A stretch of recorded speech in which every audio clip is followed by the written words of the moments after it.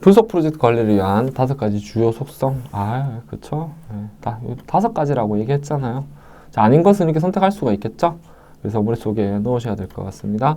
분석 프로젝트 5가지 주요 속성. 이제 프로젝트 관리 관점이에요. 프로젝트 관리 관점.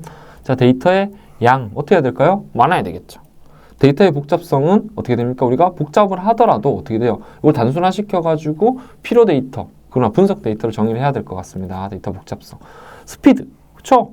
우리 데이터는 실시간으로 데이터 모이는 데이터도 있고 배치, 특정 주기별로 모이는 데이터도 있어요. 당연히 고려가 돼야 될 내용입니다. 자, 분석의 복잡성. 그렇죠? 분석이 복잡할수록 어떻게 돼요? 높은 수준의 기술이 활용이 되어야 될 수도 있고 혹은 어떻게 됩니까? 전문 인력이 필요해야 될 수도 있어요. 당연히 고려될 요소입니다. 자, 그리고 최종적인 결과물. 우리가 정확도와 정밀도에 대해서도 향후에 이제 공부를 하시게 될 텐데 그럼 어떻게 돼요? 전체 데이터를 우리가 테스트를 해봤어. 그럼 10개 중에 10개를 맞췄다면 100% 맞추네. 좋은 모델이야 라고 표현할 수 있잖아요. 그래서 이 정확도와 정밀도도 마찬가지예요. 그래서 연계되는 이런 좋은 지표들을 고려해서 맞는 모델들을 선택을 해야 된다라고 얘기를 하고 있습니다. 자, 그래서 분석 프로젝트의 또 특성은 다양하게 얘기를 할 수 있는데 반복적으로 데이터를 기반으로 모델링을 하고 그 평가를 하는 과정이기 때문에 에자일 모델을 고려한다라고 하고 있고요. 자, 그리고 어떤 관리하는 역할 혹은 분석의 효과를 평가해주고 방향성을 잡아주는 역할, 코디네이터, 조정자 역할이 반드시 필요하다. 그리고 프로젝트 팀 너무 중요하죠. 그렇죠? 그래서 프로젝트 팀에 있는 각 팀원들이 커미먼트를 가지고 이제 함께 할 수 있는 목표를 달성을 해야 할 것 같습니다. 지금 분석 프로젝트 관리 영역, 즉 이제 프로젝트 관리 측면에서의 이제 10가지 영역들을 이제 살펴볼 거예요. 그래서 요것도 이제 각각 이제 요 하나하나에 대해 가지고 이제 묻는 문제들이 출제되었고 출제 또 될 수도 있습니다. 그래서 의미 정도로만 일단 구분하시면 좋을 것 같은데 여기는 이제 PMI에서 만든 PMP라는 내용을 기반으로 데이터 분석 각 영역별로 해야 될 걸 얘기를 하고 있어요. 무슨 관점으로? 프로젝트 매니지먼트 관리 측면에서 얘기하는 겁니다. 자, 크게 10가지는 통합관리, 범위관리, 시간관리, 원가관리, 품질관리, 그리고 자원, 의사소통, 조달, 리스크, 이해관계자 관리를 이야기를 하고 있어요.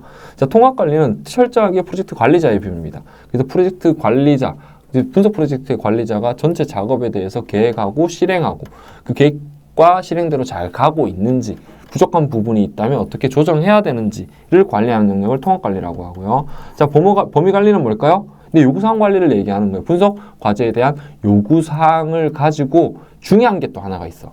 뭐야? 전체적인 작업을 계획하는 작업이 여기에 일어나요. 그럼 이 전체적인 계획은 어디서 관리하냐? WBS, 작업 분할 구조도라는 거에 대해서 구조도라는 걸 만들어서 관리를 한다라는 거 기억해 주시면 될 것 같고요. 그럼 어떻게 됩니까? 이 작업에 대해 가지고 그 작업별로 얼마나 기간이 필요하다는 거 나오겠죠. 자, 그게 어디서 한다? 여기 시간 관리, 타임 매니지먼트 혹은 스케줄 매니지먼트라고 표현을 합니다. 그래서 그 타임 박싱 기법으로 일정 관리를 진행을 한다. 그래서 분석이 특히 이런 타임 박싱을 둬놓고요. 왜? 한 번만에 끝나는 게 아니죠. 이런 반복하잖아요. 타임 박싱 안에서 한 번 하고 두 번 하고 그리고 유의미한 결과를 만들어낸다. 자, 세 번째는 원가 관리. 원가 관리는 뭐예요? 그 일을 하기 위해서 필요한 자원들. 자원은 뭐가 있을까요?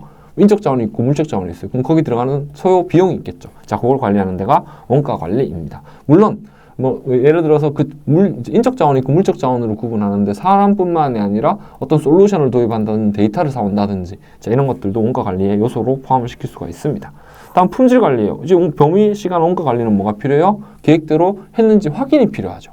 자, 그걸 우리는 품질 관리라는 데서 하는데 품질 관리는 크게 3가지로 구분합니다. 첫 번째는 QP, 품질 계획. 두 번째는 QA, 품질 보증, Quality Assurance. 세 번째는 품질 통제예요. 자, 용어의 의미를 용어 의미 차이를 이해하시면 되는데, 자, 품질 통제는 하기로 한 거 잘했는지 확인하는 겁니다. 그리고 품질 보증은 그 하기로 한 것들이 잘 되게 하는 프로세스를 모니터링하고 지속적으로 그 프로세스를 개선하는 역할을 하는 게 품질 보증이다. 그렇게 좀 이해해 주시면 되겠습니다. 자, 다음은 자원 관리예요. 아까 제가 원가 관리에서 어떤 자원 관리에 대해서 이야기를 했잖아요. 그때 여기 뭐라고 했어요? 인적 자원과 물적 자원이 있다고 했죠. 그 비용은 다 틀리죠. 그 비용을 관리하는 데는 원가 관리고요. 이 자원을 관리하는 건 어디다? 자원 관리에서 합니다.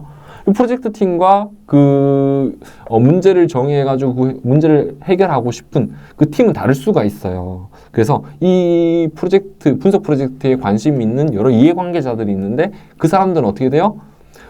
의사소통할 수 있는 채널이 다를 수도 있고 관심 있어 하는 내용이 다를 수도 있어요. 자, 그런 것들을 명확하게 관심 있어 하는 정보들을 원하는 방식으로 잘 전달해 줘야 되겠죠. 그걸 관리하는 걸 의사소통 관리. 예를 들면은 A라는 사람은 메일은 잘 안 봐.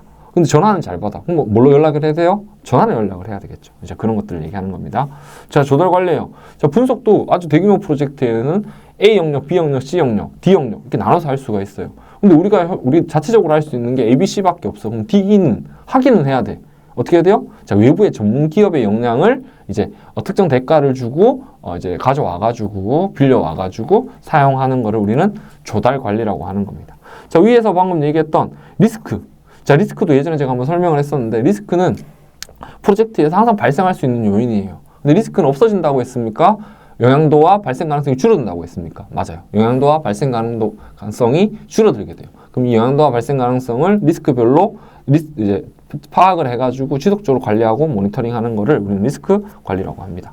자, 프로젝트에는 많은 참여자들이 있죠. 그럼 참여자들이 잘 이제 적극적으로 호응해주고 적극적으로 참여해야지만 프로젝트가 성공할 거잖아요. 그럼 이제 관련된 우리 팀 포함해가지고 이해관계자들이 이 프로젝트에 참여를 적극적으로 할 수 있도록 하는 방법들을 관리하는 능력을 우리는 이해관계자 관리라고 합니다. 그래서 주요 영역별로 어떤 역할들을 하는지 내용을 살펴보았습니다.